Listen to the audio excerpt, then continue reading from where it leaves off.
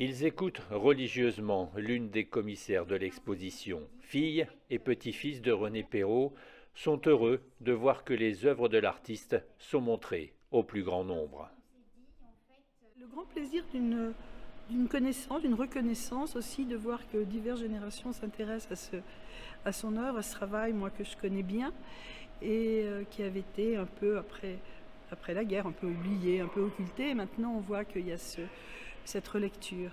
Et puis voir toutes ces œuvres, moi quand je vois une œuvre, je le vois en train de la dessiner. J'ai l'impression que je le vois, un crayon à la main, en train de faire un dessin au crayon ou de numéroter une tapisserie. C'était un pacifiste, son père était parti pendant 4 ans entre 14 et 18 et lui-même a été mobilisé en 39 et il a vécu, j'ai retrouvé des lettres qu'il a adressées à sa jeune épouse qui témoignent de l'horreur absolue de ce qu'a été cette drôle de guerre.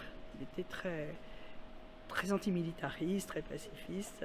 De reconnaissance tardive, oui et non. Sa reconnaissance, je crois qu'il l'a eu. Été un artiste qui a eu son succès.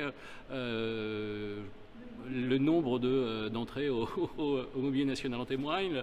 Le nombre de tapisseries qu'on trouve encore aujourd'hui ou d'œuvres en collection privée font que voilà, je pense que c'est quelqu'un qui a eu vraiment la satisfaction de son vivant d'avoir un succès. Après.